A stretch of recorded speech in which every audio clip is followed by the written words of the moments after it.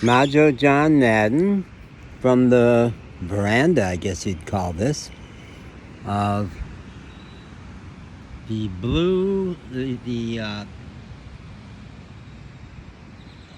Azul, what do they call this? Playa Azul. Playa Azul is what they call this beach and this motel here. It's kind of a resort. They have a really nice shelter out here with a great sound system. And yesterday a large group was out here for, I guess, 36 hours. 2 huge buses had brought a whole lot of teachers and school personnel from some school in Tuxpan, which is the largest city near here. And they were out here for 36 hours and they had a big gathering there with, I think, awards and rah-rah stuff and then dancing. It's a nice resort, nice beach. We've been doing beaches for the last year and a half since Southwest Louisiana. It's where we first Magic, and I hear this is Magic, who's been with me for a year and a couple months. Found Magic 2 days after my dog Pancho died, very sadly, in New Orleans. I found Magic in a swamp north of New Orleans, town of La Place. And he's a spectacular dog. And this dog we picked up on a mechanical compound outside of Victoria, Mexico, where he was being mistreated. And he actually made the choice to come with us. When we left, he ran down the road after us. He's been with us for 6 weeks or so. And 2 weeks ago, he was terribly injured, was hit by a car outside of the Walmart parking lot where we had parked for the night. I've been traveling in a camper van. That big black van over there is Phoenix the Ram. Year and a half now, camper van. And I've been traveling for 3 years. And Bear is kind of sick this morning. Bear is still recovering from desperate injuries. He had a broken hip, broken right front paw. For a couple of weeks, I didn't know if he was going to make it. I thought probably his injuries were too great.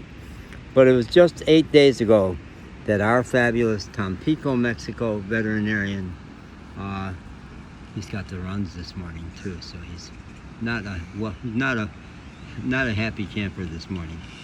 And for a dog who never has lived inside, I think he never really has been owned in his whole life, however many years that's been. He's adjusted pretty well to being in motels the last couple of times. He's liked the air conditioning. And he's heading for the beach, but I don't think he doesn't like walking in soft sand. That's really hard on his hip. So we'll let him try that. I'm letting him run his walk. He's used to running his life. It's a whole new thing in his life to be part of a family. I don't think that ever happened to him before. But he loves being with us. He loves regular meals. He loves being able to eat as much as he wants. On that mechanical compound, the dogs were all starving because they weren't being fed.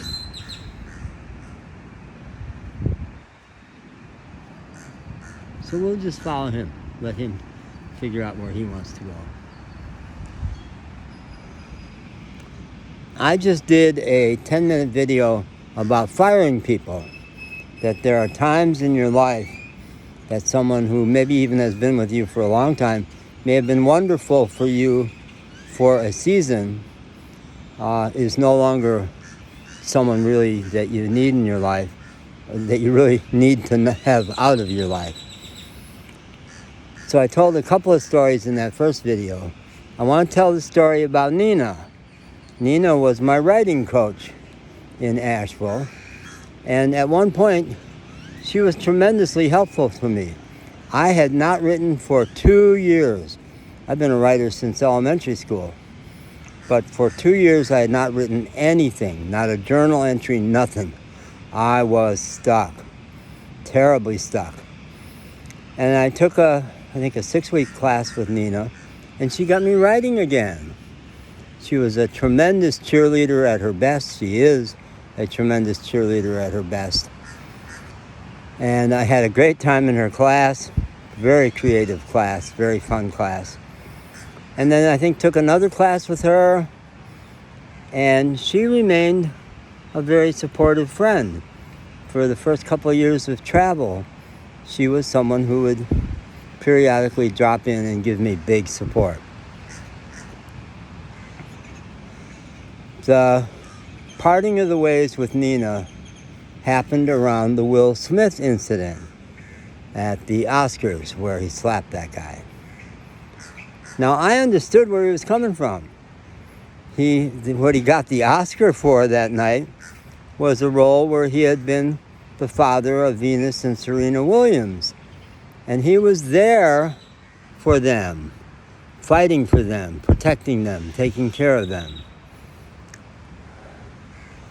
And so when that guy on national TV insulted his wife, I think he did the honorable thing by settling it right there, man to man, not taking to social media or granting interviews. I think he did the right thing. And when that happened, we were in Appalachia, and I would interview women in Appalachia, country women. What do you think of that? And they were all white. And some would say racist. I think some of them probably were, but they just didn't have much experience with black people. And to a woman, they said, that was the right thing to do. You protect your woman. So I said some stuff on Facebook about basically saying that. And I have a personal hook on this because an intellectual PhD management consultant, at age 73, I hit a guy. Yeah, never had been a fighter, never had thrown a punch in my life. This guy insulted my black friend, a homeless black man, very brilliantly talented acoustic blues guitarist I had taken into my apartment in a subsidized HUD building that was in Asheville, North Carolina, 98% white building. And this guy didn't. And mostly all the old people liked Eric a lot. He was really sweet, unassuming, polite, liked people. But that guy didn't. And he grievously insulted Eric, said, "What are you doing here, boy? You don't belong here, boy." And Eric was about to do what he knew very well how to do. He's a street fighter himself, somewhat infamous. 6'4", black man, strong as an ox in his own words. But an old black guy who lived in the building interrupted, kept it from happening. And long story short, I tell this story elsewhere. I said to Eric, I'm going to punch him, leave him alone. I'm going to do it myself. And he said, when was the last time you punched anybody? Well, not in this lifetime, but I've got a good feeling about this. And I did. And got arrested. The cops, 2 women cops, Asheville cops, really are about serving and protecting in general. They're not perfect, but these women cops were great. And on the way down to the station house, the one woman cop said, "So let me get this straight. You punched that guy so that your black friend wouldn't, because you figured the justice system would go easier on you." And I said, "Yeah, that's it." She said, "Awesome, good work." So I fired that guy. So Nina, when I posted things protecting my brother Will Smith, she savaged him. Oh man, she gave him all the modern, progressive, anti-man, woman-focused city, entitled white city women who've got so many rules for men these days. And on Facebook, she ripped him apart. So on Facebook, I replied and pretty much crushed her. And she whined to me about, how could you do that to me in public? And I said, you felt totally entitled to do that to a black man on Facebook. You asked for it, babe. And that was the end between her and I. Great. I like that story. 10 minutes.